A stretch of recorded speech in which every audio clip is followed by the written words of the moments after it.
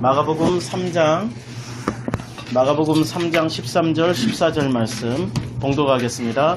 우리 다 함께 봉독할까요? 시작. 또 산에 오르사 자기가 원하는 자들을 부르시니 나아온자. 이에 12를 세우셨으니 이는 자기와 함께 있게 하시고 또 등차하시며. 아멘.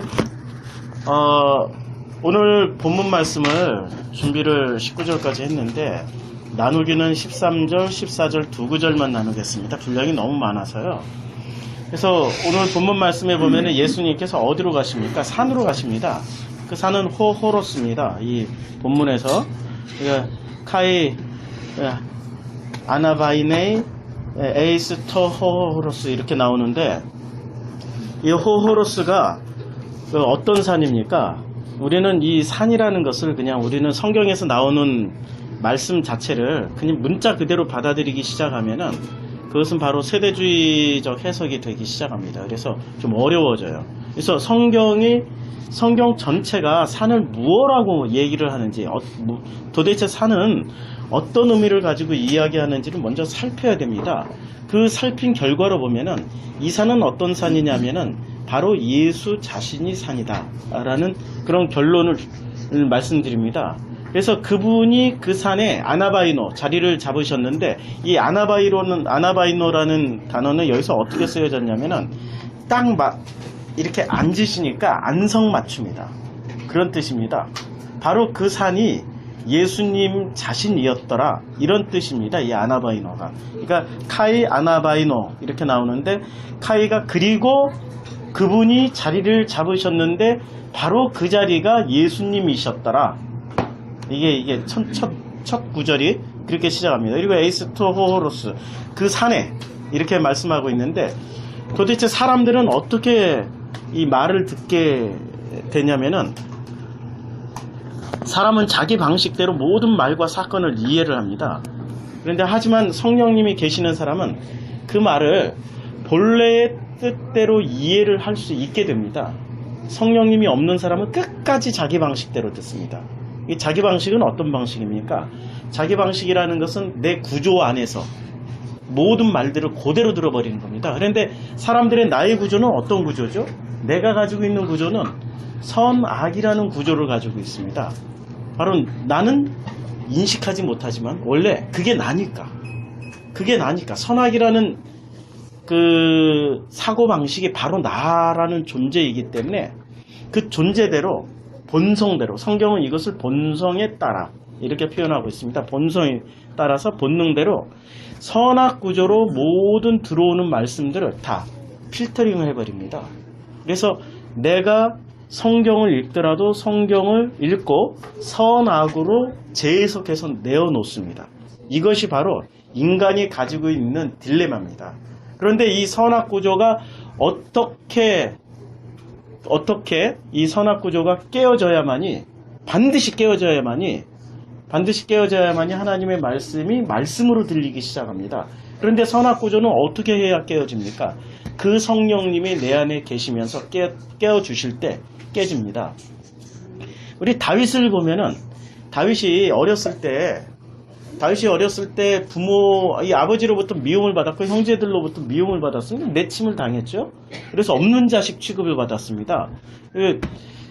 사무엘이 기름 부으러 갔는데 아들 6만 데려다 놓지 않습니까? 그리고 또 없냐 그럴 때, 그렇게 물었을 때 그 아버지가 어떻게 대답을 합니까? 하나 있긴 하지만, 이렇게 말하지 않습니까? 하나 있긴 하지만 별 볼 일 없다. 이 없는 자식 취급을 했습니다. 이 없는 자식 취급받았던 다윗. 그 다윗은 베들레헴 광야, 양을 치러 나가면 보통 유대 땅에서 몇 달을 치러 나가죠. 그 조그만 꼬마가 양 몇 마리 데리고 나가서 밤에는 늑대, 낮에는 곰, 이런 것들이 덤빌 때 얼마나 외롭고 무섭고 힘들었습니까? 그때마다 그 다윗은 어떻게 했겠습니까? 무섭고 힘들고 어려울 때마다 찬양을 했습니다. 말이 찬양이지 그게 기도죠. 우리는 찬양, 기도를 나누고 있는데 사실은 다 같은, 찬양, 기도, 말씀, 사실은 다 같은 개념입니다. 그걸 통틀어서 예배라고 그럽니다. 근데 밤마다 무서울 때마다 찬양하고 기도했습니다. 이게 채 6장 넘어가기 전에 사울이 악신이 들리기 시작했습니다. 악신이 들리니까 악신 들린 사울이 자기를 위로해주고 자기의 그 악신을 어떻게 해결해 줄 수 있는 방법으로 노래 잘하는 사람, 악기를 잘 다루는 사람을 찾았는데 그 중에 랭킹 1위에 사울의 보좌관, 그 비서실장이죠. 비서실장 명단에 랭킹 1위로 올라가 있는 명단이 누구였냐면 다윗이었습니다. 그게 16장이 나오는 이야기예요.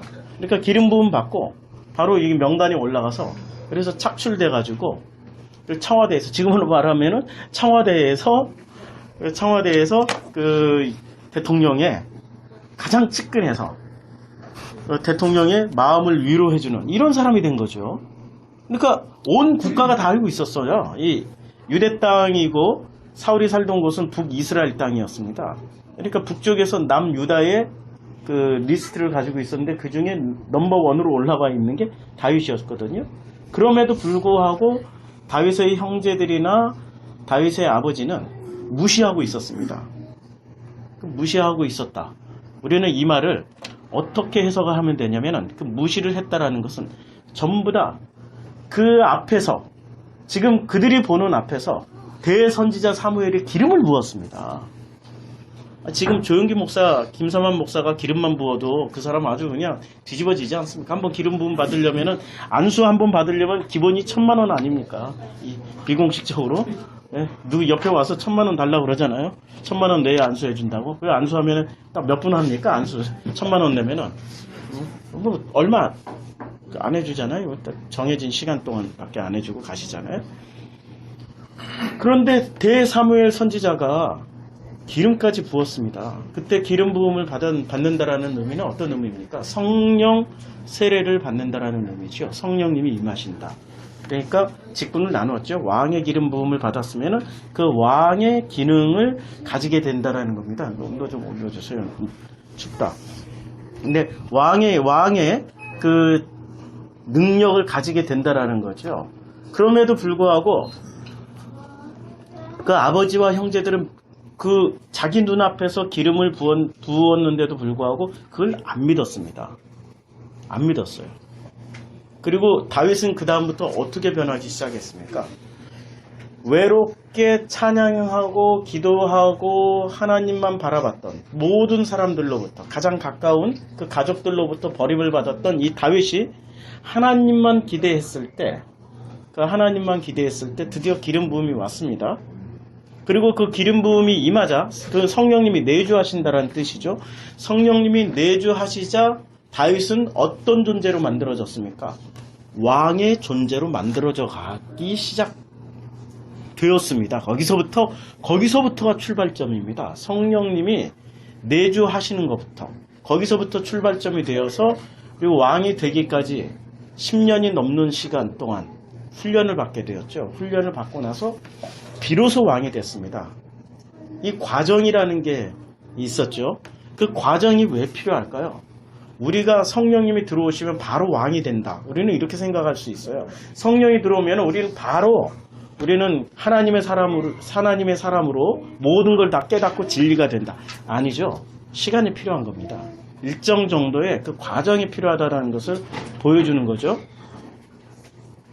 왜 우리는 그런 과정이 필요할까요? 선악이라는 그런 기본 틀을 가지고 있기 때문에 그렇습니다. 우리는 오늘 이런 말씀이 선포되어지고 그리고 이 말씀을 나누는데 이 말씀을 나누는 가운데 우리는 반드시 뭐로 듣게 되냐면은 나의 방식대로 들어버립니다. 우리 방식대로 듣게 되어 있습니다.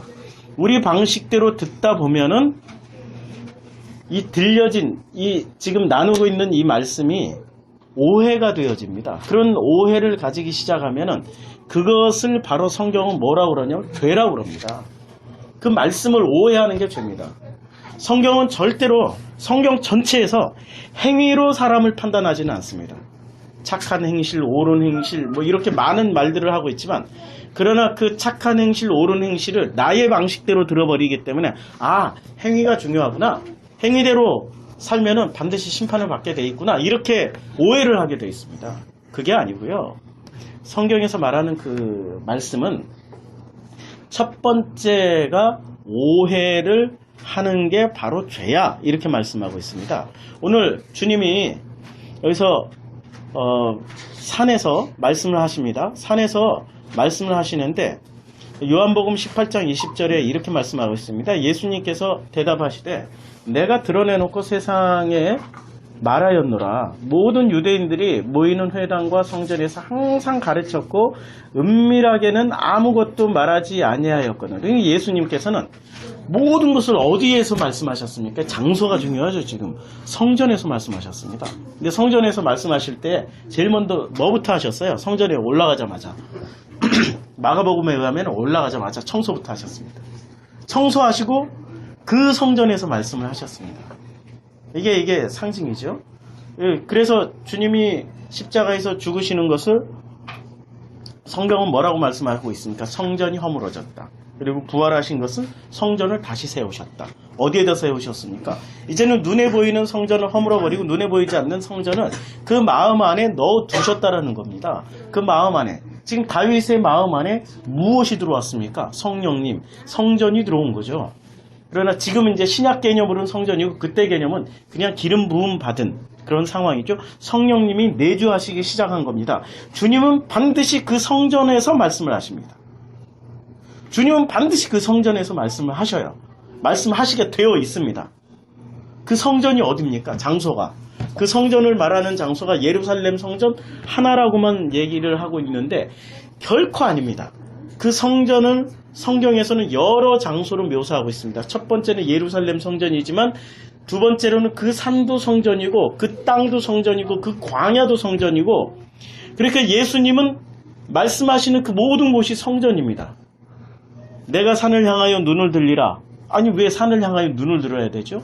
그날에는 너희가 여기도 저기로 도망가지 말고 그 산으로 도망가라고 그랬습니다. 아니 왜 산으로 도망가라고 그랬죠? 전부 무엇을 뜻하는 겁니까? 성전으로 가라는 겁니다. 성전으로 도망가라. 이런 뜻입니다. 그 산은 그러니까 정관사가 붙고 산이 나오면은 반드시 성전입니다. 성전으로 가라. 왜? 성전에 가야 요한복음 18장 20절 말씀처럼 유대인들이 모이는 회당과 성전에서 항상 주님이 가르쳤기 때문에 주님이 가르치신 그 말씀을 들을 수 있는 장소가 성전이기 때문에 성전으로 가라고 말씀하십니다. 그리고 예수님은 요한계시록 21장 22절에 보면 성 안에서 내가 성전을 보지 못하였으니 이는 주 하나님 곧 전능하신 이와 어린 양이 그 성전이심이라. 그리고 그 성전이 누구라고 말씀하십니까? 주님이라고 말씀하고 있습니다. 그러니까 그 성전에 가면은 그 성전에서 주님의 말씀을 들을 수 있습니다. 그리고 주님은 눈에 보이시는 주님은 이제 십자가에서 죽으셨고 이제는 그 말씀으로 오시는 그 주님, 그분은 성령님, 그리스도의 영이라고 그러죠. 그분이 가르치실 것이다 라는 말씀입니다. 그래서 고린도전서 3장 16절에 너희는 너희가 하나님의 성전인 것과 하나님의 성령이 너희 안에 계시는 것을 알지 못하느냐. 이게 바로 그 말씀이죠. 우리 안에 주님의 그 성령님이 계시고 이제 그 성령님이 계시는 장소를 성전이다. 이렇게 말씀하고 있습니다. 그 성전에서 주님이 말씀하실 때 그 주님의 말씀이 비로소 우리에게 들려주십니다. 들려지기 시작합니다. 그래서 우리 주님이 우리 안에 계시는 분들은 이 말씀을 지금 저희가 이렇게 나누고 있는 이 말씀이 본래의 말로 들리기 시작합니다. 그전에는 본래의 말로 들리는 게 아니라 전부 내 방식대로 들었어요. 내 방식대로. 그래서 내 방식대로 들은 사람들이 이렇게 생각합니다. 예배는 정말 소중한 거구나. 예배 드려야지. 정말 헌금은 소중한 거구나. 헌금 드려야지. 그 하나님은 영광의 하나님이고 높음의 하나님이겠고 우리는 죄인 중에 죄인이기 때문에 우리는 그 하나님을 감히 쳐다볼 수도 없는 존재야. 그래서 우리는 하나님을 쳐다볼 수 없기 때문에 하나님께 그냥 그저 이 땅에서 잘하고 열심히 하고 최선을 다해서 그 잘한 결과, 열심히 한 결과를 가지고 하나님께 영광을 돌리면 하나님께서 영광을 받으실 거야 라고 이렇게 들어버린 겁니다. 이렇게 들어버린 거예요. 그것을 성령님께서 들려주신 겁니까? 그거는 성령님께서 들려주신 게 아니라 내 방식대로 들어버린 겁니다. 어디 내 방식대로 들은 건지 안 들은 건지 한번 확인해 볼까요? 전 세계 모든 종교와 전 세계 모든 이단의 공통점이 하나 있습니다. 그것은 종교심이라는 공통점입니다. 심지어는 세상 모든 사람들이 이 종교심을 다 가지고 있어요. 또 살짝 덥네. 또 이 종교심이라는 게 또 있습니다. 그래서 이 종교심은 무엇을 자극합니까? 종교심에서 제일 먼저 자극하는 게 율법입니다. 이 세상 모든 종교는 율법으로 이루어져 있습니다. 그 율법을 지키자. 그리고 그 율법을 잘 지키면은 어떤 세상이 온다고 그랬습니까? 율법을 잘 지키면은 천국, 천당, 극락 뭐 이런 여러 가지 표현 이대로 그곳에 가고 또 이 땅이 어떻게 바뀐다고 그랬습니까? 천국으로 바뀐다. 그 여호와 증인들이 얘기하지 않습니까? 이 땅이 천국이라고. 그래서 이 땅에서 하나님 왕국을 만들어야 된다고. 이 세상의 모든 종교와 이단은, 기독교 이단은 한 가지 공통점을 가지고 있는데 그 공통점의 핵심은 종교심이고 그 종교의 핵심을 다시 또 압축하면은 율법이고 율법을 다시 꽉 짜내면은 뭐가 나옵니까? 나의 노력, 나의 행위, 행실에 나옵니다. 그런데 성경은 정확하게 뭐라고 말씀하고 있냐면 우리는 할 수가 없기 때문에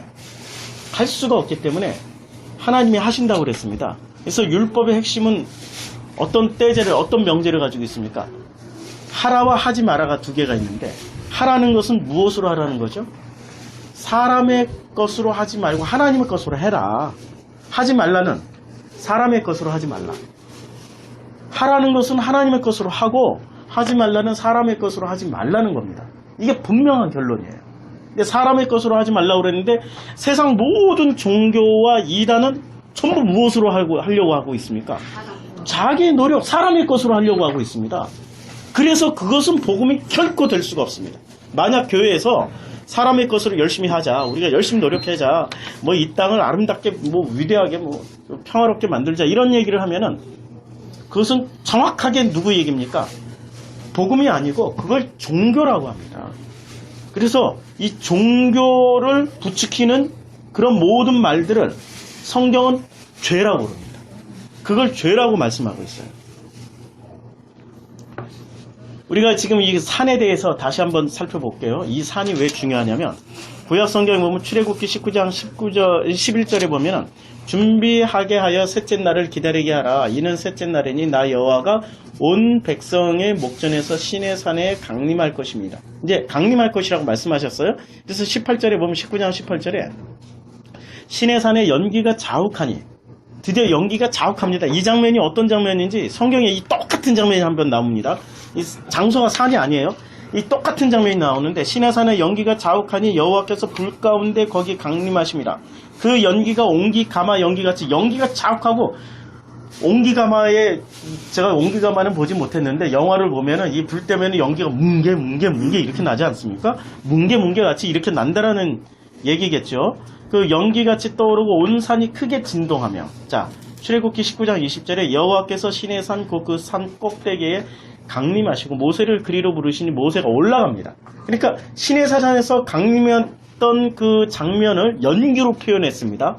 그렇죠? 연기로 표현했는데 뭉게 어떻게 보면 빽빽한 그런 연기, 구름 뭐 이렇게 표현을 했습니다. 자, 주님이 강림하셨던 산과 주님이 임재하셨던 성막을 한번 비교해 보면은 이 산을 지금 뭐라고 얘기하는지 알 수 있습니다. 성막을 드디어 완성했습니다. 출애굽기 40장에 가면 성막을 완성했어요. 성막을 완성하자 그 성막에 임재하시는 그걸 세퀴나의 영광이라고 그러죠. 그 세퀴나의 그 임재의 영광을 성경은 어떻게 묘사하고 있냐면 40장 33절에 보면 그는 또 성막과 제단 주위 뜰에 포장을 치고 뜰 문의 휘장을 다니라. 모세가 이같이 역사를 마치니 이제 드디어 성막을 완성을 했습니다. 40장 34절에 이렇게 묘사하고 있습니다. 구름이 회막에 덮이고 여호와의 영광이 성령의 충만함에 모세가 회막에 들어갈 수 없었으니 이는 구름이 회막 위에 덮이고 여호와의 영광이 성막에 충만함이었다.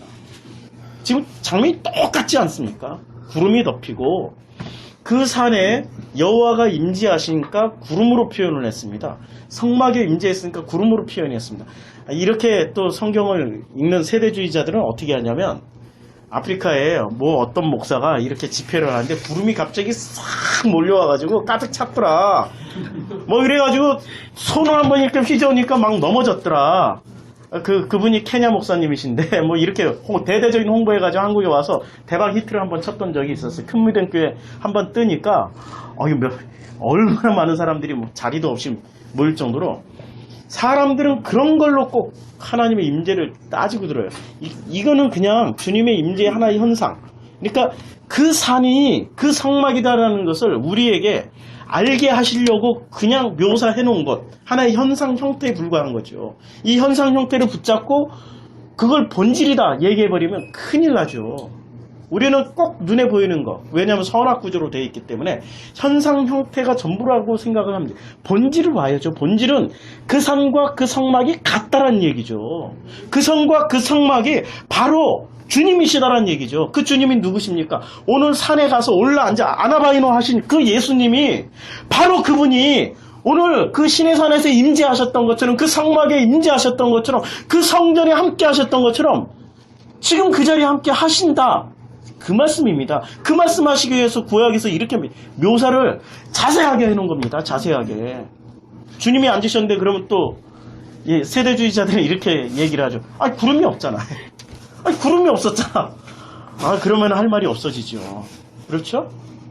그 산을 얘기했죠. 그 성전과. 그러면은 그 산과 그 성전이 바로 성전 자신이신 예수 그분이라는 거죠. 즉 산에서는 하나님의 임재가 있었습니다. 그리고 그 산에 다시 주님이 임하십니다. 이게 마태복음 5장에서는 이렇게 묘사하고 있죠. 그 산에 주님이 올라가셨습니다. 그리고 그 산에서 주님이 말씀을 주셨고 그 산에서 마태복음 5장 1절 한번 볼까요? 마태복음 5장 1절에 보면 예수께서 무리를 보시고 산에 올라가 앉으시니 제자들이 나와온지라. 지금 이 장면과 지금 마가복음 3장 13절의 장면하고 똑같지 않습니까? 또 산에 오르사 그 산에 주님이 오르셨습니다. 똑같은 단어 썼어요. 아나바이노. 똑같은 단어. 주님이 자리를 잡으셨고 그게 바로 안성맞춤이었다. 그분이 바로 성전이셨고 그분이 바로 신의 산에서 임재하셨던 그 하나님이셨다라는 걸 말씀하고 있습니다. 그 하나님이 뭐를 하셨습니까? 제자들이 나와왔고 여기서는 제자들을 부르셨습니다. 마태복음에서 부르셨고 여기서는 나와왔습니다. 무리들이 모였고 나와왔습니다. 그런데 마태복음의 그 산에서 부른 사람들이 12명이었고 여기도 부른 사람들이 12명이었습니다.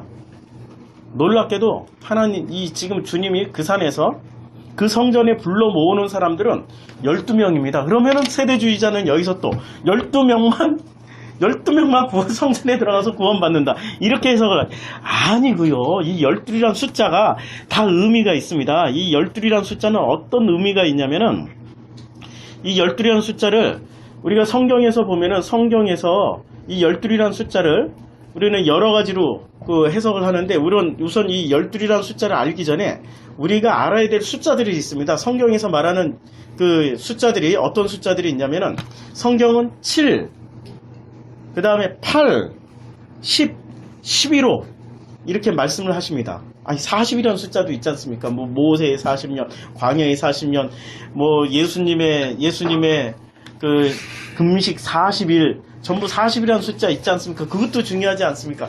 40은 간단하게 생각하면 됩니다. 인생 전체 그냥 이렇게 생각하면 되고 성경에서 진리를 만들어가는 그 숫자가 7이라는 숫자, 10이라는 숫자, 12이라는 숫자가 있는데요. 이 7이라는 숫자를 먼저 보면 창조의 때 7일. 그래서 이 창조의 때 그 샤바라는 단어로 썼거든요. 근데 이게 7이라는 숫자입니다. 근데 이 7이라는 숫자는 7번 말씀하시다. 이런 뜻이 되고요. 7번 말씀하시고 그리고 7번에서 드디어 안식 일을 다 만드셨습니다. 근데 사람들이 7이라는 숫자를 못 알아먹은 거예요. 7이라는 숫자를 어떻게 알아들었냐면 드디어 주님이 안식을 하셨는데 사람들이 못 알아먹고 안식일로 지켜버린 겁니다.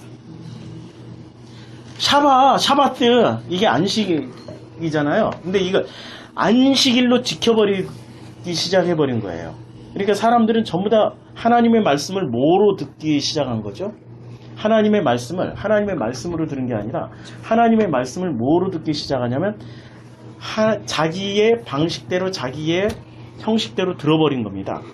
그래서 이 7이라는 숫자가 사실은 완전 숫자인데 주님이 이것을 완성하시기 위해서 한 번 더 오셨죠. 한 번 더 오셔가지고 안식일 전날 죽으시고 안식일날 전날 돌아가셨으니까 하루 3일장 치르듯이 하루, 그 다음에 안식일날 지났고 이틀, 안식일 다음날 부활하셨죠. 8일날 부활하셨습니다. 그러니까 사람들이 안식을 안식일로 망가뜨려 놓은 것을 주님이 다시 당신이 안식이 돼서, 그래서 인자는 안식일의 주인이라고 마가복음 2장 마지막 절에 말씀하고 있지 않습니까? 인자는 안식일의 주인이다. 그 안식일, 그러니까 사람들이 안식일이라고 섬기는 그 안식일의 주인이신 안식으로 오셔서, 그래서 제일 먼저 뭐라고 말씀하셔요? 평강할지어다. 샬롬 말했잖아요. 그 샬롬 완성해버렸습니다. 이게 8입니다. 그래서 이제 7이라는 숫자는 이제 이해를 하시겠죠? 이 10이라는 숫자는, 그러면 주님이 이제 광야에서 그 교회에서 10계명을 주셨어요. 10계명은 1계명부터 6계명은 인간이 지켜서는 안 되는 계명입니다. 하지 말라는 계명이에요. 이래서 6계명은 하지 말라. 이거는 하나님의 것이니까 하지 마라. 이런 계명입니다. 이거 지킬 수 있는 사람이 누가 있습니까? 하나님 외에 첫 번째 계명이 뭐죠? 하나님 외에 다른 신을 섬기지 마라. 근데 사람들은 전부 다 각자가 신이 되어서 선악과 따먹었습니다. 선악과 따먹을 때, 따먹기 전에 마귀가 뭐라고 말했습니까? 이거 따먹으면 너희가 신처럼 되리라. 딱 따먹었어요. 그럼 따먹는 순간 뭐가 됐습니까? 신이 되어버렸습니다. 그리고 누구를 섬기기 시작합니까? 하나님을 섬긴다고 하면서 전부 다 자신을 섬기고 있어요. 나를 섬기고 있습니다. 나라는 신을. 끝까지 나를 섬기다 가는 게 인간입니다. 그러니까 하나님 외에 다른 신을 섬기지 마라 했는데 끝까지 자기 자신을 섬기다 갑니다. 그래서 이 복음학교라는 데를 가면은, 김용희 선교사님이 하시는 복음학교를, 그런데 거기에 가면은 내가 복음이라는 걸 쓰게 됩니다. 나의 복음을 쓰게 됩니다. 이 자기 죄로 고백하는 순서인데 용어가 그래요. 나의 복음. 그리고 제가 신학대학 다니면서 이렇게 신학생들 만나보고 목사님, 전도사님, 제가 또 이 기독교 내부에 있는 그 많은 목회자들을 만나보면 놀랍게도 다 내가 복음이 있습니다. 다 자기 복음이 있어요. 아니 어떻게 성경이 1000명이면 1000명 각자 다 다르게 해석되어지냐 이거지. 똑같은 구절 하나 놔두고도, 똑같은 구절 하나 가지고도 각자 다르게 해석이 되어진다라는 거죠. 놀랍죠? 그 증거가 있잖아요. 한국의 장로교, 그 대한예수교 장로교만 교파가 몇 개인지 아십니까? 300개가 넘어요. 장로교 합동, 무슨 보수 합동, 극보수 합동, 꼴보수 이렇게. 꼴보수는 없어요. 죄송합니다. 이 말이 좀 험하게 나와서 죄송합니다. 이런 거 가지고 상처받지 마세요. 이렇게 나누다 보니까 장로교만 300개고 한국에 있는 교단만 몇 개입니까? 엄청난 숫자죠. 그만큼 다 자기 복음이 되어 있는 거죠. 아니 성경의 복음이 하나지 누가 복음을 나눴습니까? 고린도 교회를 누가 나눴습니까? 누가 아볼로파, 누가 게바파, 누가 그리스도파, 누가 그렇게 다 나눠버렸습니까? 지금 그 일이 그대로 벌어지고 있지 않습니까? 사람들이 왜 나눠버립니까? 복음의 능력을 상실하고 자기가 하나님이 되어서 자기가 내가 해석한 게 진리라고 끝까지 주장하니까. 그리고 나뉠 수밖에 없는 거죠. 지금 그게 사람들이 10계명 중에 첫 번째 계명 못 지키고 있잖아요. 맞잖아요? 1계명부터 6계명까지 사람들을 지키지 말라고 주신 겁니다. 못 지켜. 1계명부터 5계명까지 지키지 말라고 주신 겁니다. 못 지켜. 지킬 수가 없어. 그래서 누가 지킨다고 하신 거죠? 율법의 대원칙. 하나님의 것은 하나님이 하시고 사람의 것은 사람이 하라는 얘기죠. 하라는 거는 하나님이 하시고 하지 말라는 건 사람이 하지 말라고 그랬는데 1계명부터 5계명까지도 사람들이 다 지키겠다고 이를 악다물고 열심을 내고 있는 게 그게 바로 종교라는 거죠. 그리고 6계명부터 10계명은 이제 누구한테 하라고 주신 겁니까? 사람한테 하라고 주신 거죠. 근데 사람한테 하라고 주셨는데 사람이 실제로 지킬 수 있습니까? 거짓 증거하지 마라. 아니 이 거짓 증거가 어떤 내용인지 뭘 알아야지. 거짓 증거하지 말라니까 거짓말 안 하는 걸로 변질을 시켜놔 버렸습니다. 오해를 한 거죠. 거짓 증거하지 말라는 것은 성경 말씀을 오해해서 잘못 전하지 말라는 말씀입니다. 이게 거짓 증거입니다. 진리는 진리대로 전하라는 거죠. 진리는 진리대로 전하고 비진리는 비진리대로 말을 하라는 게 바로 거짓 증거하지 말라는 건데 그것조차도 사람들은 진리를 거짓말로 말을 하고 있습니다. 아니 지금 우리 교파가 제가 정확하게 잘 모르겠는데 장로교만 300개면은 뭐 최대한 한 500개는 넘을 거 아닙니까? 근데 500개가 다 진리라고 얘기를 하면은 그 중에 하나는 진리고 그 중에 499개는 거짓이 아니란 얘기죠. 참 놀랍지 않습니까? 이게 그러면 우리는 그런 질문을 어렸을 때 많이 했어요. 하나님, 진짜 하나님은 한 분이신데 왜 이렇게 교회도 많이, 교파가 많이 갈라지고, 왜 카톨릭도 다르고, 우리 개신교도 다르고, 카톨릭 내에서도 뭐 정교회 다르고, 정교회 또 내부로 들어가면은 정교회가 무지하게 많습니다. 꼽틱 정교회부터 시작해서, 제가 그 지역을 다녀보니까 다 달라요, 다 달라. 아니, 이렇게 다양한데 도대체 뭐가 진리입니까? 이런 하나로 좀 만들어주세요. 했는데 그게 WCC였고, 하나로 만들어 놓으면 뭐합니까? 하나로 만들어 놓으면. 아니, 하나로 만들어 놓으면 뭐하냐 이거지. 진리도 아닌 거 가지고 그냥 종교로 통합을 해버리면은 더 그냥 위험할 수 있잖아요. 근데 왜 이렇게 하나님은 나누는 것을 허락을 하셨을까? 하나님이 허락 안 하신 일이 이 지구상에 하나도 없잖아요. 왜 허락을 하셨을까? 그만큼 너희들이 진리가 아닌 것을 붙잡고 있다라는 건 말씀하기 위해서. 확률적으로 전 세계 기독교 분파, 종파 다 합치면 몇 천 개가 될 거 아닙니까? 몇 천 개 중에 하나가 진리라고 한다면 나는 진리가 아닐 가능성이 매우 높죠. 내가 믿고 있는 이 기독교가 그 중에 하나만. 아니, 몽땅 다 진리라고 하면 그것도 또 문제가 되죠. 안 그래요? 이 기독교 안에, 한기총 안에 지금 들어와 있는, 최근에 해제가 됐죠. 다락방도 들어왔죠. 또 뭐가 들어왔습니까? 또 뭐가 들어왔어요? 이단들이 막 해제가 돼서 들어오고 있지 않습니까? 우리가 이단이라고 그랬는데 지금은 진리가 돼서 들어와 버렸어요. 한기총 안에. 뭔 얘기를 하는 겁니까? 그리고 한기총이 하나님은 참 놀라워요. 이 모든 것을 통해서 깨달으라고 주셨는데 사람들은 깨닫지 않고 행동만 내놓습니다. 이것들 비진리 들어왔다고 또 뭐 반대하고 탈퇴한다느니 마느니. 아니, 모든 과정 가운데 있는 하나님의 그 큰 틀을 보자고요. 큰 틀을. 너희들이 하고 있는 것이 얼마나 어리석은 짓인지를 아냐? 이 말씀을 하고 있는 거죠. 그래서 이 10계명은 지킬 수 있는 계명 하나 주셨고 지킬 수 없는 계명을 주셨는데, 이것 또한 어떻게 됐습니까? 지킬 수 있는 계명은 하나님이 지키시는 거고 지킬 수 없는 계명은 인간이 도저히 지킬 수 없으니까 어떻게 됐습니까? 하나님이 어떻게 하셨냐면 예수 그리스도가 직접 와버리신 거죠. 너희들 못 지키니까 내가 다 지키고 갈게. 주님이 다 그래서 이루시고 완성하시고 십자가에서 다 이루셨다 하고 돌아가신 겁니다. 그게 1로 된 겁니다. 10이 지금 2가 됐고, 할 수 있다, 할 수 없다. 둘로 나눴고, 이것을 너희들은 진짜로 할 수 없으니까 주님이 하시겠다 하신 게 이게 예수 그리스도 사건이라는 거죠. 그 십자가 사건. 그래서 다 이루고 가셨습니다.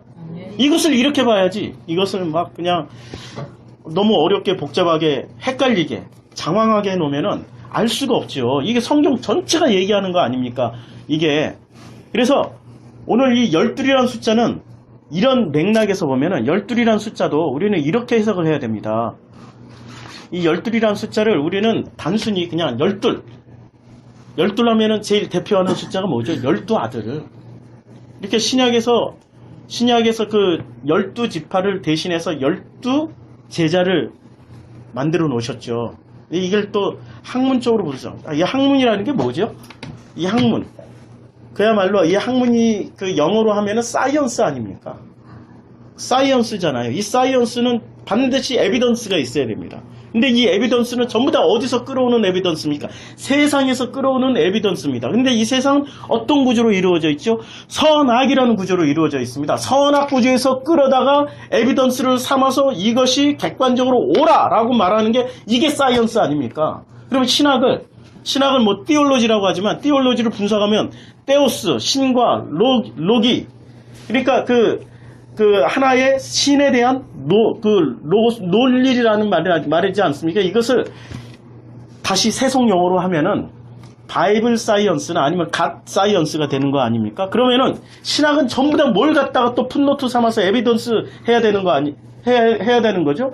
이 세상에 있는 그 에비던스를 갖다가 이게 맞아 하고 성경으로 거꾸로 들이미는 거죠. 아니, 성경을 세속의 선악 구조에서 나온 것으로 거꾸로 검증하는 시스템. 이게 지금 신학이 되어버린 겁니다. 안 그러면 학문의 지위를 잃어버려요. 옛날엔 신학에서 과학이 나왔죠. 근데 지금은 거꾸로 과학이 신학을 규정하고 오는 시대에 들어와 있습니다. 그러니까 지금의 신학은 놀랍게도 신학은 학문은 있으되 신앙이 없는 거죠. 제가 신학대학에서 신앙을 잃어버렸다니까요. 거듭남 체험하고 신학대학 들어갔는데 내가 그때 거듭남의 체험을 했던 것을 이게 아닌가벼? 신학 공부하면서 이게 아닌가벼 하면서 마구마구 버렸어요. 마구마구 버렸어요. 근데 지금 생각해보면 그때 성령께서 깨닫게 해주신 게 그게 다 진리였는데 신학 공부하면서 다 버렸다니까. 버림 당했다니까. 안 버리면 저는 뭐가 되냐면 신비주의자.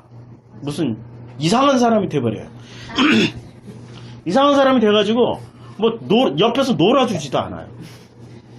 놀아주지도 않고 이상한 왕따가 돼버리고 맙니다. 그러니까 같이 어울리려면은 나도 선악 기준에서 나온 그 에비던스들을 가지고 내가 쓴 그 모든 시험 답안지에 증거물로 제시를 해야 학점을 받을 수 있어요. 그래서 4년 장학금 받았잖아요. 그거 너무 잘해가지고 내가 가지고 있던 진리를 버린 결과 저는 4년 장학금 받았어요. 이게 참 이게 비극인지 희극인지 잘 모르겠는데 이 12아들이 12지파로 바뀌고 이 12지파가 12제자로 지금 들어온 거죠. 그렇잖아요. 그 중에 한 명이 빠졌죠. 이 12제자 중에 요셉이 빠지고 요셉의 두 아들이 들어왔잖아요. 그렇지. 므낫세와 에브라임이 들어왔잖아요. 이제 한 명이 빠졌잖아요. 그래서 12지파에서 한 명이 또 빠지는 겁니다. 유다가 빠져버렸어요. 그렇잖아요. 그러니까 성경은 이 일관되게 하나를 말하기 위해서 성경은 구약에서 있었던 사건을 신약에서 그대로 다 재현을 해주고 있습니다. 지금 이 산에서 그래서 오늘 본문 말씀 3장 13절 마가복음 3장 13절을 읽을 때 이렇게 읽으셔야 돼요. 또 산에 오르사 자기가 원하는 자들을 부르시니 자기가 원하는 자들은 누구를 부르셨습니까? 이제 아들들을 부르셨어요. 아들들을. 우리는 그냥 제자들, 이제 14절에 12제자가 나오는데 그 12제자를 뭐로 보시면 되는 겁니까? 이 아들들. 그런데 그 아들들은 어떤 사람들이 아들들입니까? 우리는 아들 하면은 꼭 니고데모처럼 물어요. 아들 하면은 그러면 우리가 같은 뱃속에서 태어난 형제가 아닌데 꼭 니고데모처럼 묻는데 그 사람들이 누굽니까? 세대주의자들. 문자 그대로 보는 사람들. 문자 그대로. 성경은 1.1억의 오류가 없으니까 문자 그대로 봐야 된다고. 그게 얼마나 위험한 건지 아세요? 주님이 성경을 인용하실 때 문자 그대로 인용했습니까? 주님은 그렇게 인용 안 했어요. 바울도 성경 인용할 때 문자 그대로 인용했습니까? 그대로 인용 안 하셨어요. 성경을 기록할 때 문자 그대로 인용 안 했습니다. 마가복음 1장 2절 3절 광야에서 외치는 자의 소리가 있을 때 그 본문과 이사야의 본문 비교해보세요. 다르다니까? 조금씩 달라요. 그리고 주님이 인용하실 때 그 본문의 맥락과 구약에서 말하던 맥락과 지금 주님이 말하시던 맥락과 같습니까? 다르다니까?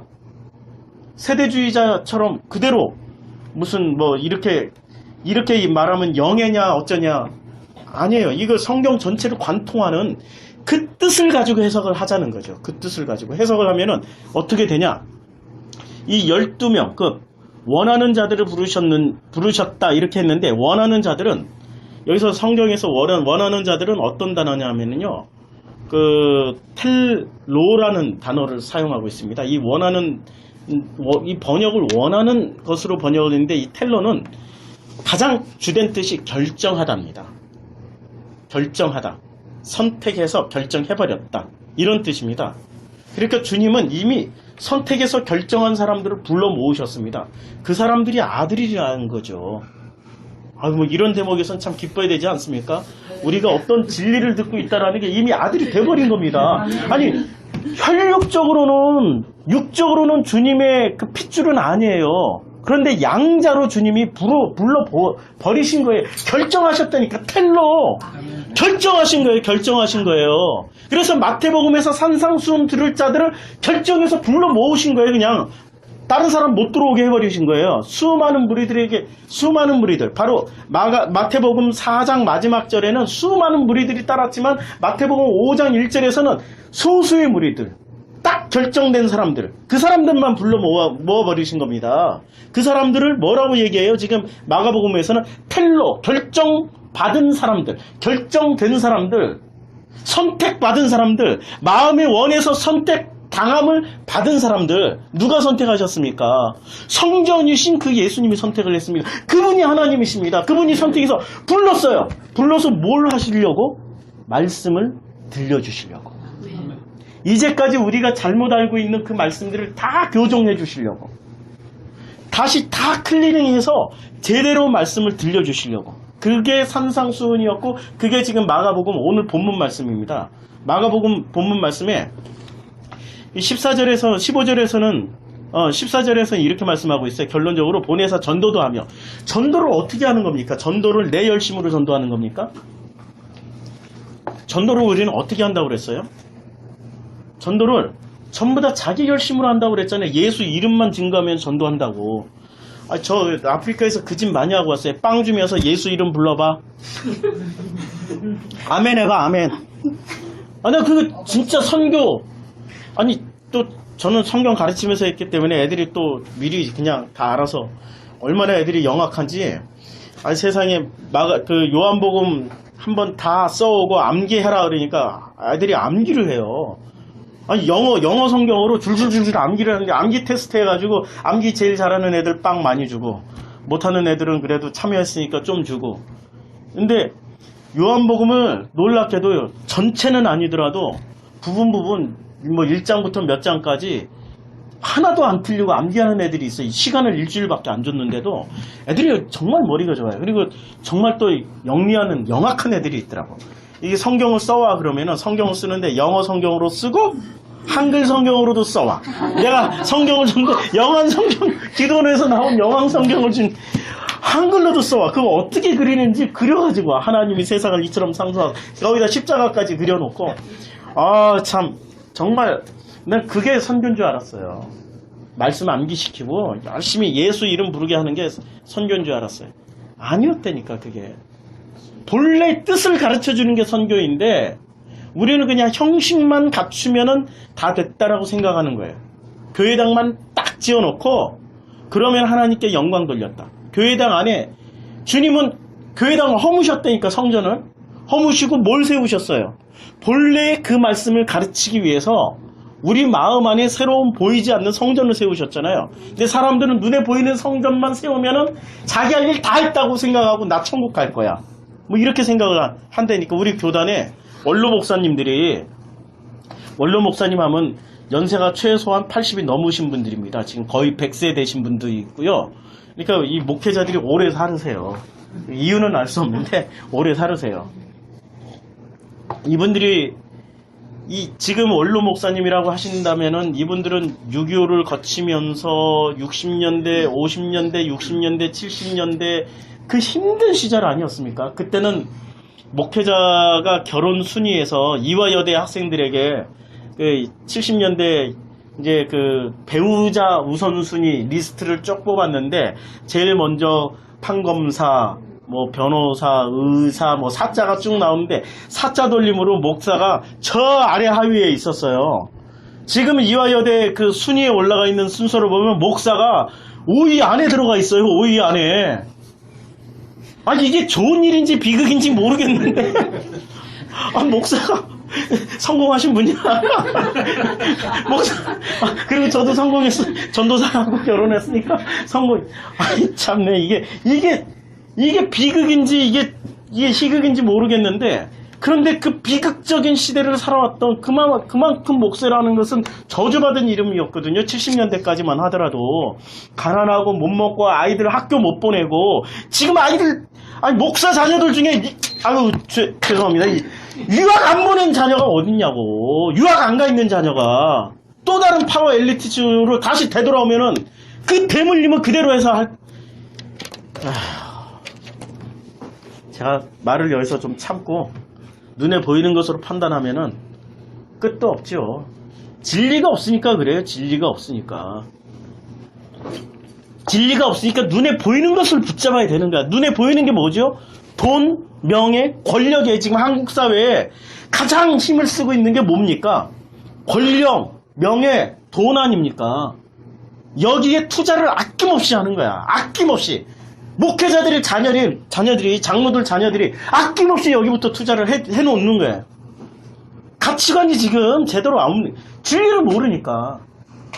제가 이렇게 화를 내는 거는 그분들이 거기에 보내서가 아니라 진리를 모르는, 진리를 안 가르치고 있고 못 가르치고 있는 이 한국교회가 안타까워가지고 제가 목소리가 이렇게 높아지는 게, 화나는 게 아니고 목소리가 높아지고 또 화나는 건 진리를 모른 채 진리처럼 가르치고 있는 그분들이 안타까워서 그런 거예요. 그분들이 안타까워서. 왜 제자들을 부르셨을까요? 왜 제자들을 결정된 자로, 아들로 부르셨을까요? 그 이유는 이겁니다.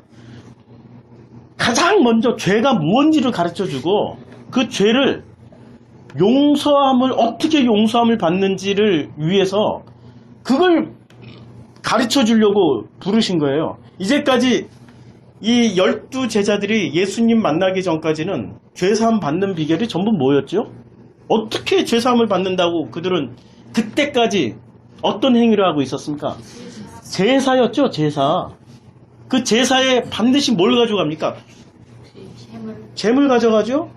그래서 그 재물들을 그 먼 거리에서라도 디아스포라 유대인들이 올 때는, 진짜 경건한 유대인은 그 재물이 흠없고 흠없는 걸 하나 골라요. 이게 지금은 기차 타고 비행기 타고 그러니까 덜 상해요. 근데 이게 걸어와야 되잖아. 배 타고 오든지 걸어와야 되잖아. 이게 시간이 길어져요. 한 달씩 이렇게 되면은 사람도 상하는데 동물이 안 상하겠어요? 그러니까 사람 상해도 좋으니 재물이 진짜 경건한 사람일수록 어떻게 해야 됩니까? 나는 상해도 좋으니 이 재물만은 상하면 안 돼. 그러니까 나는 허접한 여관에 들어가도 이 재물은 어디에 들어가야 돼? 호텔에 들어가야 된다고. 나는 허접한 짜장면을 먹더라도 이 재물이 상하면 안 되니까, 진짜 경건한 유대는 나는 짜장면 먹더라도 이 재물은 뭘 먹여야 돼? 진짜 비싼 뭐 스테이크 이런 거 먹으면, 우리는 그냥 짜장면집 가서 먹지만 얘는 어디 가서 먹여야 돼? 얘는 요새 말하는 비프? 까르 어디요? 아웃백, 빕스 뭐 이런 데 가서 먹여야 돼. 빕스 가서 샐러드 먹여야 된다니까. 나는 못 먹더라도 그 정도로 정성을 들여야 된단 말이에요. 안 그러면 재물이 상해버리면 어떻게 돼요? 자기 1년 동안 회개할 게 망가지는 거야. 죄사함을 못 받는 거야. 이거 큰일 나는 거야. 큰일 나. 진짜 천국 가기 위한 죽음을 앞둔 사람일수록 나는 죽어가도 재물은 어떻게 해야 돼? 빚스 가서 샐러드 먹여야 돼. 계속 샐러드 먹여야 돼. 이게 당시의 상황이었단 말이에요. 이거 할 수 있겠어요? 아니, 이렇게만 생각해도 할 수 있겠어요? 할 수 없으니까 어떻게 합니까? 편법을 쓰죠. 성전에서 재물을 팝니다. 그리고 그 재물에는 도장을 찍어줘요. 제사장이. 합격품. 다리가 하나 쩔럭거리더라도 털이 듬성듬성 빠져있고 쉬고 순결하지 않아도 점박이가 돼도 합격품 다 도장 찍어주고 맙니다. 그렇잖아요. 근데 합격품이라는 도장을 찍어주고, 그것을 돈 받고 팔아버리면은 누이 좋고 매부 좋고 이렇게 돼버리는 거예요. 당시의 사람들에게는 대환영이었어요. 왜? 누가 도장을 찍어줬기 때문에. 대제사장이 찍어준 거야. 그 해에 지성소 들어가요. 그 대제사장이 합격금 다 찍어준 거야. KS 마크 다 찍어줘 버리면 고민할 필요 없이 돈만 내면 돼요. 변질돼도 많이 변질됐죠. 그렇죠? 아무것도 지킬 수 없는 상황이었어요. 그거 어떤 누구도 본래대로 제사를 지냈던 사람도 없을 뿐더러 본래대로 했다 하더라도 하나님 받으신다고 그랬습니까? 이사야 1장에 말라기에 구약 성경 전체 안 받으신다고 그랬어요. 제대로 된 거 샐러드 이거 막 빕스 데려와서 이런 거 다 보존해가지고 와가지고 진짜 털 하나 흠 하나 안 생겼는데도 하나님 받으신다고 그랬습니까? 안 받으신다고 그랬어요. 구약 성경 내내 말씀하신 거 아닙니까? 안 받으신다. 그럼 누구를 받냐? 하나님은 오직 예수만 받는다. 그래서 예수가 오신 거예요. 그 예수가 12아들들을 부르셨습니다. 12제자들을 부르셨어요. 불러서 뭘 가르쳐 주려면은 죄를 가르쳐 줘서. 죄는 이렇게 용서받는 게 아니야. 죄는 이게 죄고 이렇게 용서받는 거야 라고 이제 그 말씀을 하시려고 부르셨어요. 어떻게 용서를 받냐? 이 죄를 먼저 알아야 용서받는 방법을 알게 되겠죠. 죄를 말하는 가장 중요한 단어가 3가지가 있습니다. 성경에서 하마르티아라고 우리가 많이 말을 하죠. 하말티아하고 파라프토마라는 단어가 있고, 그리고 오펠레이마라는 단어가 있습니다. 이 파라프토마와 오펠레이마는 마태복음 6장 12절, 13절, 14절에서 다 나오는 단어들입니다. 죄를 말할 때. 죄라고 말할 때 파라프토마, 오펠레이마라고 이렇게 이야기를 합니다. 그러면 하말티아는 우리는 잘 알죠. 하말티아를 어떻게 알고 있습니까? 하말티아가 무슨 뜻입니까? 하말티아? 예, 표적을 빗나간 거. 이렇게들 많이들 이렇게 알고 있죠. 이 죄를 말할 때는 하마르티아라는 단어를 사용해서 말을 합니다. 이 관역을 빗나갔다라는 말로 이렇게 우리는 알고 있는데 도대체 어떤 관역을 빗나갔냐 이거죠. 하나님의 그 말씀하신 본래의 뜻으로 이렇게 해석이 들어가야 되는데 우리는 그렇게 해석하지 못하고 그렇게 깨닫지 못하고 옆에 관역으로 들어가 버린 겁니다. 오해를 했다라는 거죠. 오해를 해버린 것이 이게 바로 하말티아입니다. 우리가 제대로 듣지 못하고 하말티아로 그러니까 채널을 잘못 맞춘 겁니다. 채널을 잘못 맞춘 걸 이걸 하말티아라고 그럽니다. 그래서 건물 성전은 이제 더 이상 진리를 증거할 수 있습니까? 건물 성전 안에서 벌어지고 있는 그 모든 일들이 말씀과 예배가 이게 진리를 증거할 수 없게 되어버렸습니다. 그래서 그 너머의 뜻을 다 설명을 하지 못하는 그야말로 표면적인 성전으로 전락을 해버렸습니다. 그리고 성경 말씀도 어떻게 됐습니까? 율법. 그 율법조차도 본래의 뜻으로 해석을 하지 못하고 어떻게 돼버렸습니까? 그 너머의 뜻을 해석하지 못하고 눈에 보이는 것, 그 자기의 선악과로 해석을 해버렸습니다. 그렇게 해석해버린 것을 하말티아라고 합니다. 그걸 죄라고 합니다. 무슨 거짓말하고 도둑질하고 간음하고 살인하고 이걸 죄라고 하지 않고 하말티아는 본래의 뜻은 하나님이 그 말씀의 본래의 뜻을 제대로 해석하지 못하고 본래대로 해석하지 못하고 자기식으로 해석해버린 것 그것이 바로 하말티아입니다. 이게 채널을 잘 못 맞춘 거죠. 이게 하말티아입니다. 이런 측면에서 예수님 당시 상황에서도 예수님은 그분을 진리를 말을 했어요. 진리로 말을 했습니다. 그런데 그 진리를 말을 했지만 그 들은 사람들은 뭐로 들었습니까? 진리를 깨달았어야 하면 자기식으로 들어버렸습니까? 자기식으로 들어버렸죠. 그럼 자기식으로 들어버린 그 사람도 죄. 그 다음에 분명히 진리를 전했지만 잘못 전달한 그분은 분명히 진리를 전달했어요. 그런데 진리를 전달했지만 그분이 진리를 하나도 못 알아들었어요. 그러면 그 사람은 뭐가 되죠? 그 사람도 하말티아, 죄. 예수님도 죄인이었어요. 이게 좀 어려운 얘기죠. 성전 자체가 죄인이 돼버렸잖아요. 그렇죠. 성전 자체가 본래의 성전은 그 너머의 하나님을 알 수 있게 하는 모든 장치들이 다 들어가 있단 말이에요. 성전에 물두멍 하나, 바다 하나, 그 제사 드리는 제도 하나, 이 모든 것을 통하여서 너머의 하나님이 있구나. 그 본래 뜻이 이게 아니구나. 이렇게 넘어갈 수 있게 해놨는데 사람들은 그것을 자기식으로 해석해버렸잖아요. 이렇게 해석한 유대인들도 죄. 그리고 그렇게 해석되게 밖에 그 정도밖에 못 전해주고 거기서 전락해버린 수dob해버린 그 성전도 죄. 그래서 예수님은 그 성전을 허물어 버리신다고 말씀하셨죠. 완전 박살났잖아요. 그리고 예수님 당신도 허물어져야 된다고 말씀하셨잖아요. 십자가에서 죽으셨죠. 왜? 죄. 이게 하말티아. 하말티아는 그 누구도 예외 없이 다 짓고 있는 죄입니다. 제가 지금 이 순간 진리라는 뜻은 알고 있어요. 그런데 전하는 방식이 전부 뭐로 전하고 있습니까? 선악이라는 언어로 전하고 있죠. 그러니까 저는 지금 뭐가 되고 있습니까? 죄. 하말티아예요, 하말티아. 하말티아. 죄를 짓고 있는 거예요. 그래서 바울이 오호라 나는 공고한 자로다. 누가 이 사망의 몸에서 나를 건져내려 할 때 그때 바울의 죄는 무슨 거짓말했고 뭐 남몰래 혼자 있을 때 뭐 부끄러운 짓 했고 이런 죄가 아니고 말하면 할수록 증거하면 할수록 어떻게 되는 겁니까? 죄 짓고 있다라는 말이죠. 놀랍게도. 바울이 그 말을 할 때는 바울이 이 구원에 대한 욕심이 굉장했습니다. 바울은 분명히 알았어요. 이게 구원받은 자와 구원받지 못하는 자의 그 엄청난 경계선을 바울은 알게 됐어요. 알게 돼가지고 바울이 어떻게 했냐? 구원에 대해서는 절대 양보나 타협이 없었습니다. 그래서 더 구원 안쪽으로 들어가려고 그 고백을 한 겁니다. 오라 나는 공고한 자로다. 이게 무슨 자기 죄 몇 가지로 고백하는 게 아니라 진짜 나는 하나님 앞에서 그 진리만 전하고 싶은데 왜 나는 이 구조 안에서 말을 하는지 정말로 그 육안에 갇혀서 육의 언어로 하는지 그 탄식을 하는 장면입니다. 예.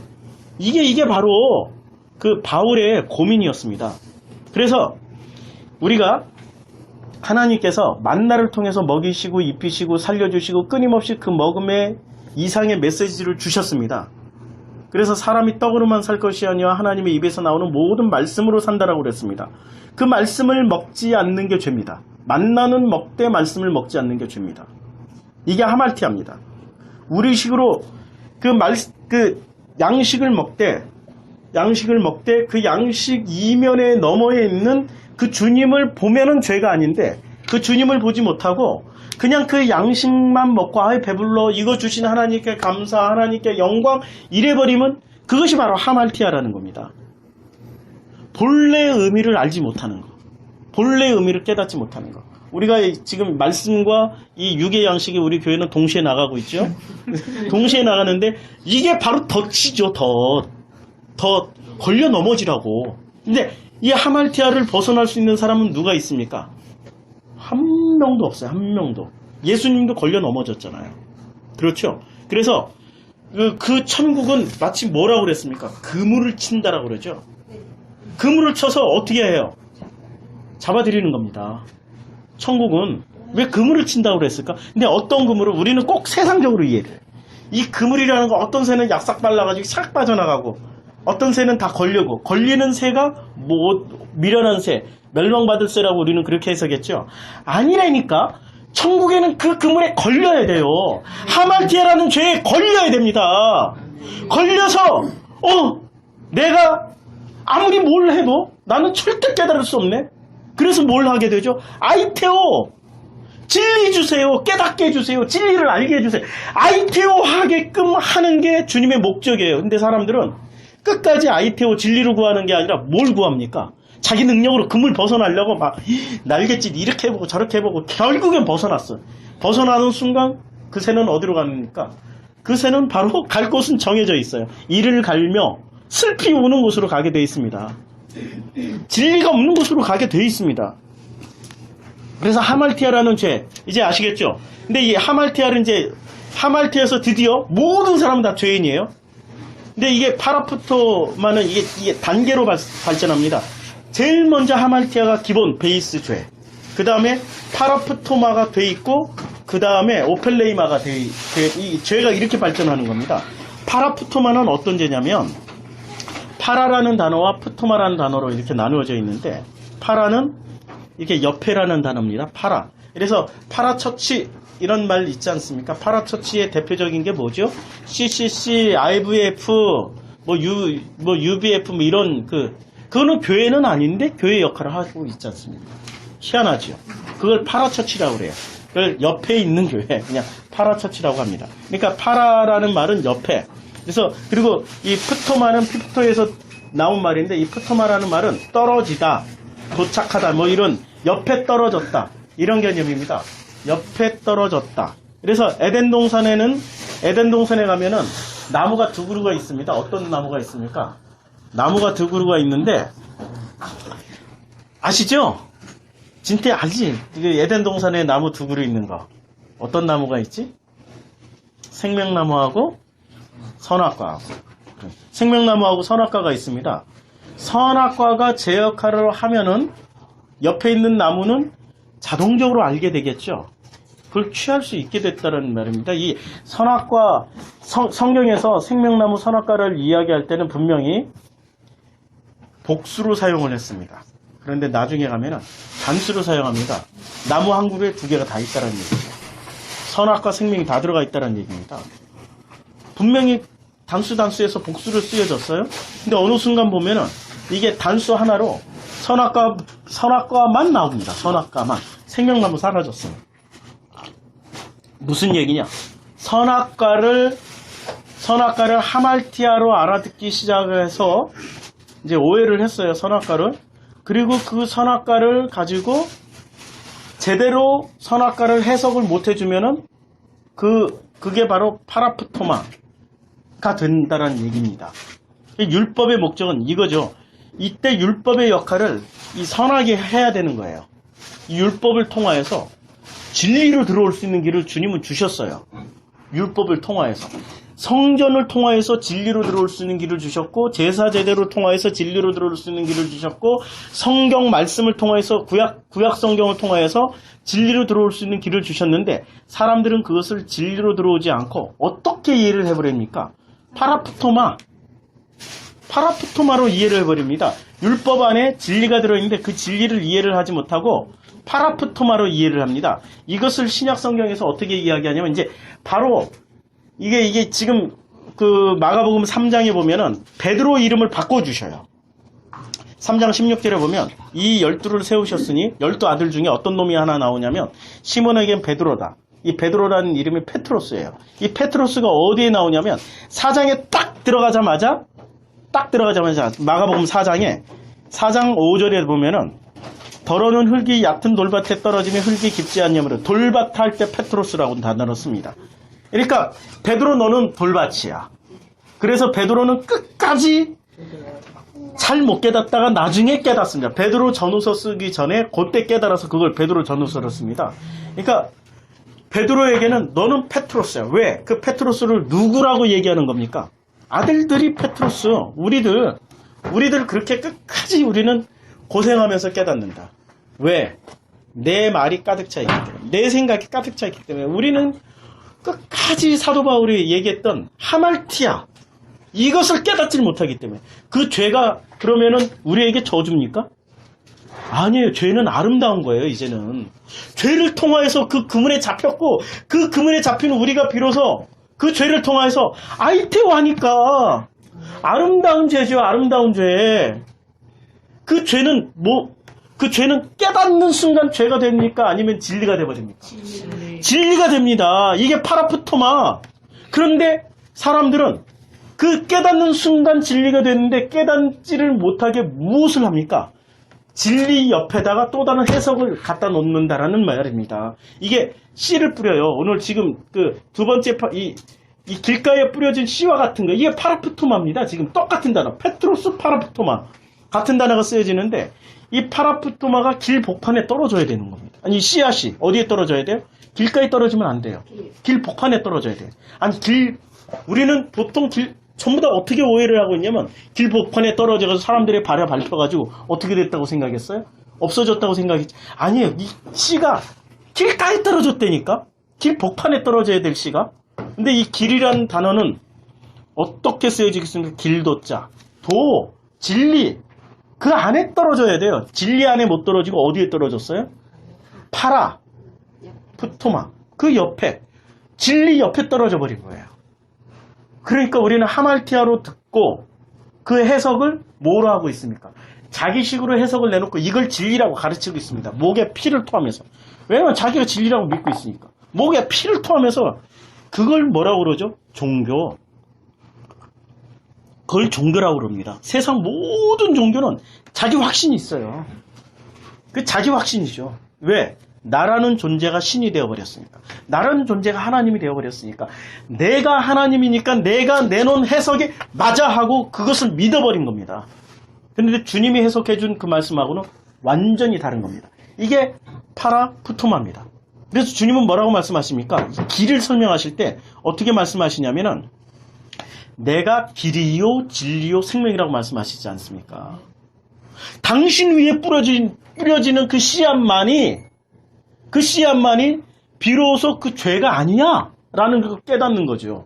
그런데 그 말씀을 당신 안에 안 뿌리고 주님 안에 안 뿌리고 어디다 뿌리고 있습니까? 길가에만 뿌리고 있는 거예요. 그것을 성경은 파라푸토마, 죄라고 말합니다. 하마르티아, 그리고 파라푸토마, 그걸 죄라고 말씀하고 있습니다. 그래서 진리의 포인트가 맞춰져야 됩니다. 어떤 말씀이든지 간에, 아니 세상 모든 말씀, 세상 어떤 종교든지 간에 예수 그리스도라는 그 진리를 통해서 말씀을 하게 되면 비로소 파라푸토마에서 푸토마가 되는 겁니다.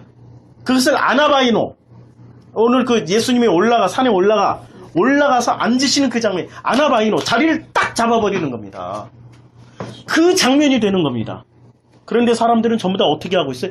그 산에 주님이 딱 자리를 잡고 앉으시니까 그게 바로 진짜의 성전이 돼버리는 겁니다. 너머의 성전이 돼버리는 겁니다. 우리는 그것을 거기까지 나가야 되죠. 그렇게 해야 비로소 그 죄가 나하고 어떻게 됩니까? 상관이 없어져요. 상관이 없어져요. 성경에서 우리 옷 입고 오라고 그러죠.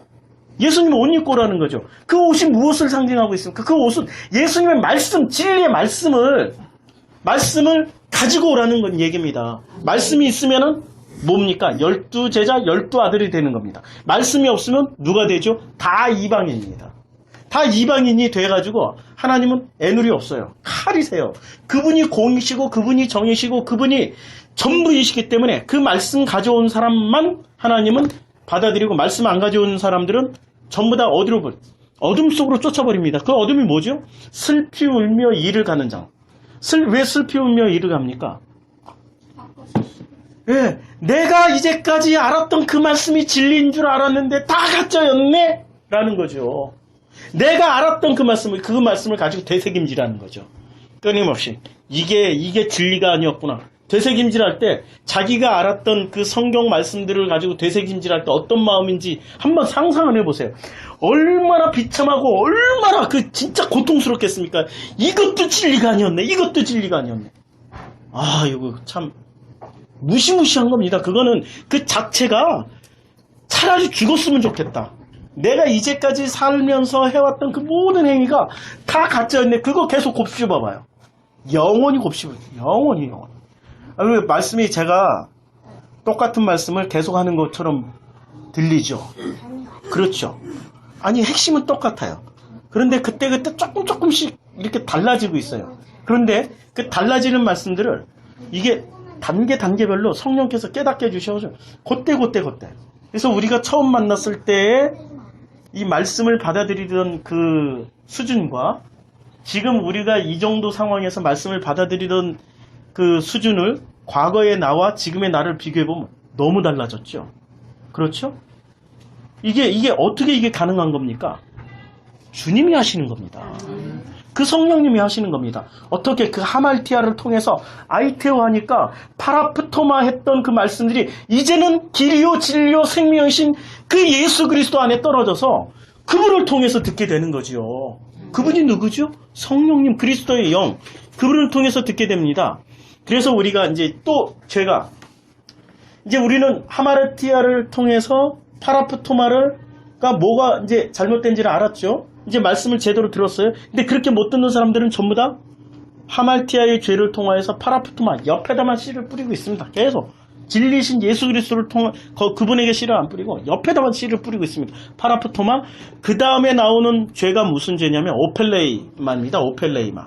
이 오펠레이마는 마태복음 6장 12절에 나온 말씀인데 우리가 우리에게 죄진 자를 사하여 준 것 같이 도대체 우리의 죄를 어떻게 사하여 줘? 아니 죄를 알아야 사하여 주잖아요. 근데 우리가 우리의 죄를 어떻게 사하여 줘요? 이 말씀이 이해가 됩니까? 우리가 우리 죄를 사할 수 있다고 생각하십니까? 근데 성경은 지금 누가 말씀하고 있어요? 주님이 직접 말씀해요. 우리가 우리 죄를 사하여 준다. 마태복음 6장 12절. 우리가 우리 죄를 어떻게 사하여 줘요? 희한하지요. 어떻게 이게 가능하지요? 이상하지요. 이건 무슨 얘기냐면 간단하게 이렇게 생각하시면 됩니다. 내가 잘못 알았던 것을 제대로 알게 되는 순간 제대로 안 것이 우리를 죄에서 해방시켜 준다는 말씀입니다.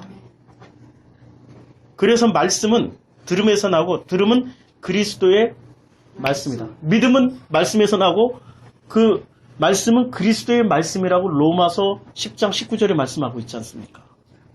계속 들어야 되는 겁니다. 죽을 때까지 들어야 됩니다. 죽을 때까지. 기회는 딱 이 땅에 한 번밖에 안 주어집니다. 죽는 순간 그 다음에는 기회 한 번 더 주세요 라고 주장했던, 그리고 이렇게 간절히 빌었던 부자가 있었습니다.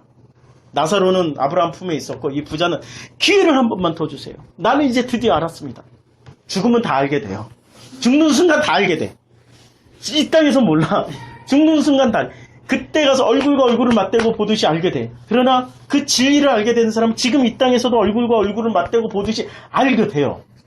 이게 되어집니다.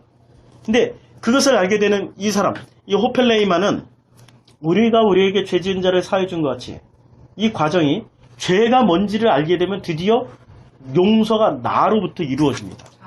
김창옥 교수가, 그분이 참 기독교인이셔요. 그분 유명 강사잖아요. 이렇게 말씀하실 때 보면은 문득문득 이 진리가 툭툭 터져 나와요. 참 놀라워요. 문득문득 저는 이게 들려요. 그게 다른 분들은 전부 다 어떻게 들을지 모르겠지만 저는 그분이 그 알맹이가 보여요. 그 중에 그분이 많이 하시는 말씀 중에 이런 얘기를 해요. 누나들 속에서 자랐는데, 막내 아들로, 유일한 아들이에요. 누나들 속에서 자랐는데 아버지가 이렇게 약주를 하시면은, 그리고 이게 이 동양화에 실패를 하고 오시는 날은 어머니를 그렇게 두들겨 팼대요.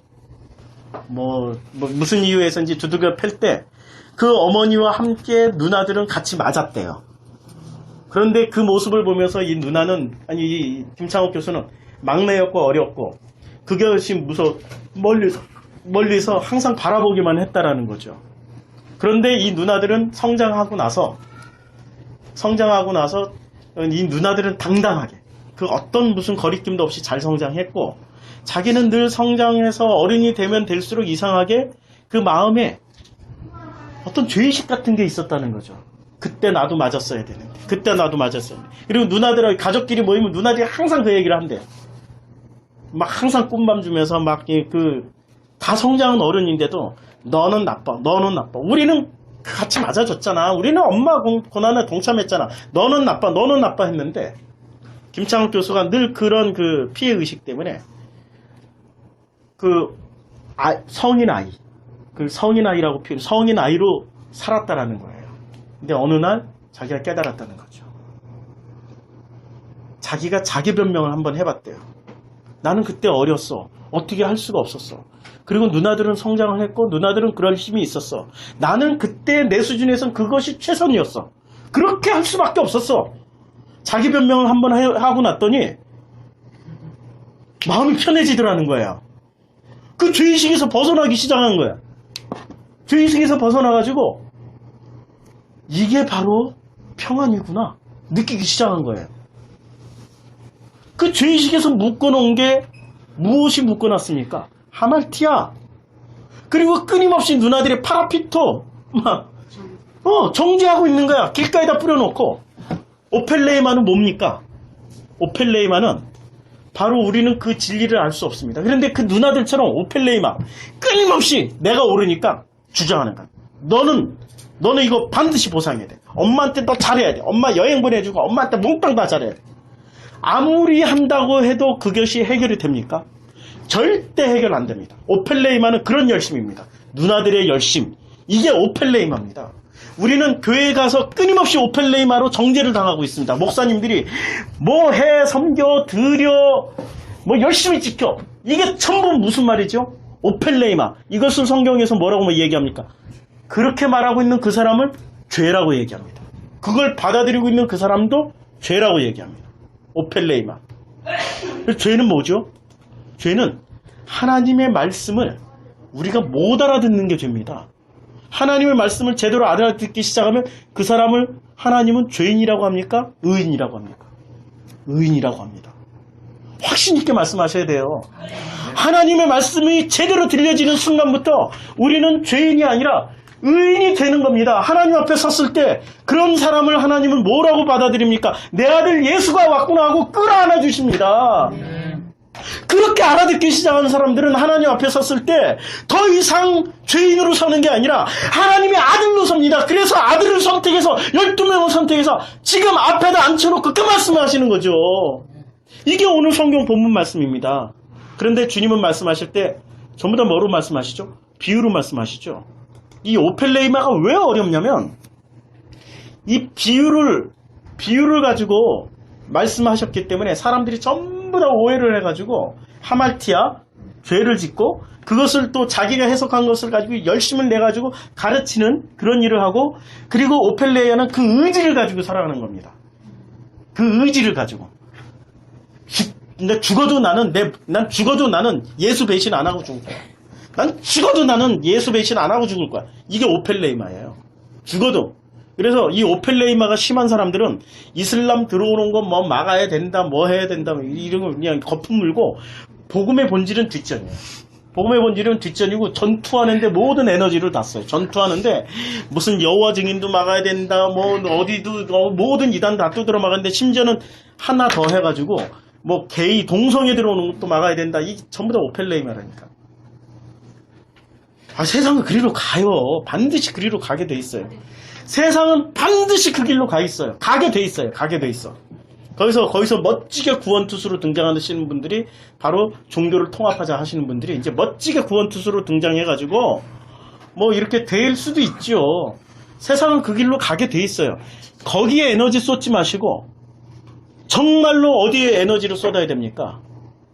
그 진리에, 그 말씀에 우리가 쏟아 부어야 됩니다. 근데 그 말씀을 깨닫는데 어려워요. 왜 어렵냐면 주님 와서 전부 다 비유로만 말씀하셨습니다. 마가복음 4장 11절에 보면 이르시되 하나님의 나라의 비밀을 너에게 주었으되 외인들에게 모든 것을 비유로 하나니. 비밀은 누구에게 주었어요? 12제자들, 지금 아들들에게 주었습니다. 우린 비밀을 받았어요. 그런데 그 비밀을 또 뭐로 말씀하셨어요? 비유로 말씀하셨습니다. 이 비유로 말씀하시고 주님이 또 4장 13절에 이렇게 말씀하셨어요. 또 이르시되 너희가 이 비유를 알지 못할진대. 어떻게 모든 비유를 알겠느냐? 비유를 알지 못하니까 모든 비유를 알지 못하는 거죠. 비유를 아세요? 우리는 비유를 어떻게 생각했냐면, 비유는 하나님 말씀이 너무너무 어려우니까 이 세상의 것으로 비유를 해서 말씀하신 거구나, 이렇게 오해를 했죠. 그렇잖아요? 아니에요. 지금 주님이 말씀하셨다라는 이 비유라는 말 자체도 우리는 오해를 하고 있는 거예요. 이게 하말티아. 우리는 이 하말티아를 벗어날 수, 이 주님의 말씀하신 비유는 그 너머의 언어로 표현할 수 없는 그 너머의 그 하나님, 감히 언어로 우리가 인지조차도 할 수 없는 그 너머의 그 하나님을 선악이라는 언어 구조로 되어 있는 이 세상 사람들에게 말을 하려다 보니까 전부 비유가 돼버린 거예요. 이 세상에 없는 개념이니까. 주님이 말씀하신 거는 전부 다 비유입니다. 100% 비유입니다. 그래서 누가 그런 얘기 공격을 많이 하더라고요. 제가 이렇게 가끔 글 올리고 그러면은 또 설교 듣고 어떤 분들은, 특히 목사님들이, 성경을 또 신학을 하셨다는 분들이 영해한다고. 영해가 뭐예요? 영해가 비유를 해석하는 게, 주님은 전부 그러면 영해 다 하신 거네. 비유로 다 말씀하셨으니까. 비유를 선악구조로 해석해 주는 게 그게 왜 영해죠? 비유를, 저는 주님이 말씀하신 것을, 그 비유를 선악구조의 언어로 해석을 해준 거예요. 지금 참 저도 하말티아 무지하게 죄를 짓고 있습니다. 할 수 없어요. 이 선악구조의 언어로 되어 있기 때문에. 그 너머의 뜻은 알고 있어요. 그래서 너머의 뜻은 제 머릿속에 다 있습니다. 제 마음속에 가득히 담겨 있어요. 그런데 이것을 표현하는 순간 뭐가 됩니까?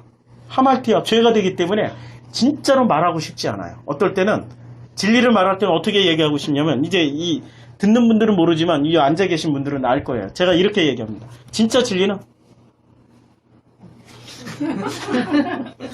어떻게 뭐 할 수가 없어요. 그냥 이거밖에 없어요. 이거밖에. 그 너머의 그 뜻은 이거밖에 없어. 어떻게 알겠어? 그리고 이것도 위에 계신 분이 아니야. 사실은 이것도 상징이야. 이것도 지금 비유잖아요. 안타까운 거죠. 말이 없는 게 이게 어떻게 전할 말씀이 없는 거야. 그러니까 그냥 이제는 우리 교인들은 이렇게 됐으면 좋겠어요. 한 1년 후쯤이면은 서로 이렇게 진리를 얘기 안 하도 서로 눈빛만 보거든. 이런 수준으로만 이렇게 됐으면 좋겠어요. 정말 진리는 낮은 낮에게 밤은 밤에게 지식이 없고 전하는 자의 소리도 없으나, 그러나 반구의 이쪽에서 저쪽까지 증거가 되는 게 그게 진리란 말이에요. 그게 진리야. 아하방 때 진리가 있었습니까? 없었죠. 근데 7,000명이 전하지 않는 자가 있었어요. 엘리야라는 또 진리를 전하는 사람이 있었어요. 어떻게 그 사람이 전달받았습니까? 하나님의 강권입니다. 이거는 우리가 꼭 내가 반드시 전해야 된다는 그 의무감은 어디서 온 거죠? 오펠레이마. 그 의무감은 어디서 온 거예요? 오펠레이마, 그게 오펠레이마. 그 의무감이, 그게 오펠레이마예요. 거기서만, 이 오펠레이마라는 본래의 뜻은 빚진 자라는 뜻이에요. 빚을 졌다. 빚을 졌다. 아니, 왜 빚 지고 살아, 왜? 빚을 다 탕감해줬는데, 왜 빚을 지고 사냐고. 왜 계속 뭘 해야 된다는 그 강박관념에 시달려서 사냐고. 주님이 다 하시는데, 이걸 오펠레이마라고 그래요. 그 죄. 그러니까 죄는 죄의 3종 세트. 첫째, 하말티아. 둘째, 파라피토마. 그 다음에 셋째, 오펠레이마. 이게 죄의 3종 세트입니다. 이 죄의 3종 세트를 사람들은 철저하게 살아가요. 근데 진리를 아는 순간, 오펠레이마의 그 의무에서 벗어나죠. 그 빚진 마음이 이제 없어진 거야. 빚 청산을 다 해주셨다니까? 2만 데나리온? 아니, 그, 데나리온이 아니고, 200달란트의 빚, 200달란트의 빚은 진짜 우리 한국 경제 지금, 이게 예산입니다, 지금. 이게 한국 경제 1년 예산은. 개인이 절대 갚을 수 없다는 얘기예요. 개인이 절대 갚을 수 없는 그 빚을 탕감받았어요. 오펠레이마! 그 빚을 탕감받았어. 그 죄를 탕감받았단 말이야. 그러면 오펠레이마에서 파라피토마, 이제 옆에 떨어졌던 그 진리의 말씀은, 내 안에 계신 그 예수님, 나 되신 예수님, 그 말씀 이제 자꾸 내 안으로, 이분이 해석해 주시네? 이제 파라피토마 벗어났어. 근데 하말티아는 우리가 육신을 입고 있는 이상은 못 벗어나요. 그래서 죄에 늘 걸려 있어야 돼. 그물에 올무에 걸린 새처럼 맨날 걸려 있어야 돼. 맨날 걸려 있어야 돼. 할 수 없어요. 맨날 걸려 있어야 돼. 근데 어떤 새들은 자기의 그 오펠레이마의 신념을 가지고 그 그물을 막 벗어나려고 그래요. 벗어난 그 새는 어떻게 외치겠어요? 이야, 난 참 잘했어. 그러나 그물에 걸린 새가 깨달은 거야. 아름다운 죄네. 정말로 아름다운 죄네. 이 선악과가 정말로 생명나무였네.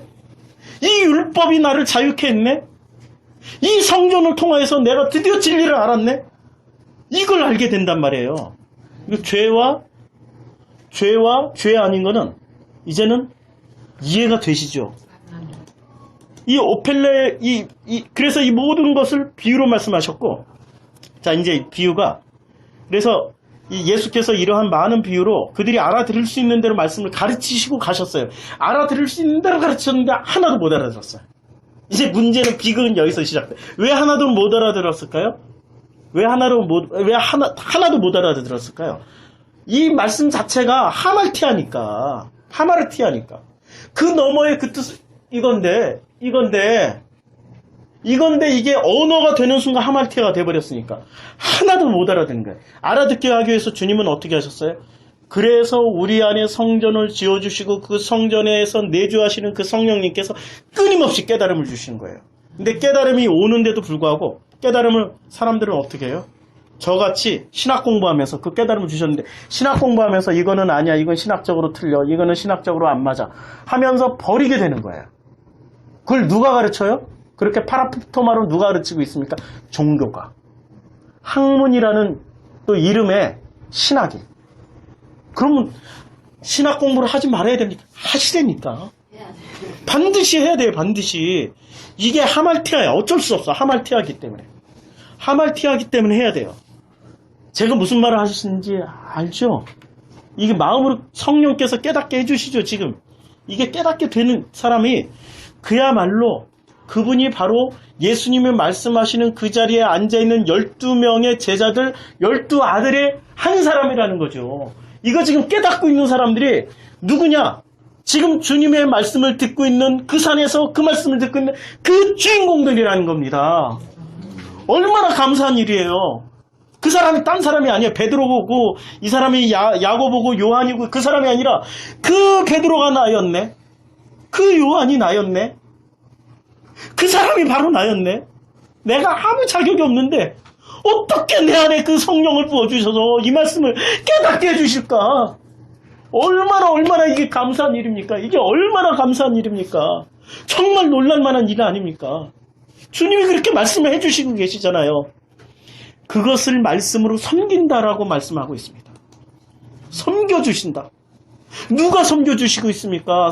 말씀이신 그 성령님께서 우리를 섬겨주시고 계시잖아요. 그 섬김을 받고 있는 자는 복이 있나니 천국이 그게 천국이잖아요. 저희 것임이라 섬김 받고 있는 바로 그 사람이 너희들이다 지금 말씀하고 있지 않습니까? 하늘의 그 의무를 내 것으로 받아들이는 것이 아니라 이제는 아버지가 다 하셨네? 나는 뭐야? 아멘 하고 따라가면은 진리가 된 자가 되는 거예요. 근데 사람들은 안 하고 안 따라가요. 왜냐하면 아니 어떻게 그렇게 간단해? 그렇게 쉬워? 아니, 너무 쉽잖아 이거. 너무 허무해. 아니 이제까지 내가 해놓은 게 뭔데? 너무 허무해. 신앙생활 오래 한 사람들일수록 신학 공부 많이 한 사람들일수록 이게 그렇게 나온다니까. 그래서 예수를 때려 죽인 사람이 누가 때려 죽였습니까? 신학 공부 제일 많이 하고 제일 신앙생활 열심히 했다. 바리새인, 사두개인, 제사장들이 선전선동해서 때려 죽인 거 아닙니까?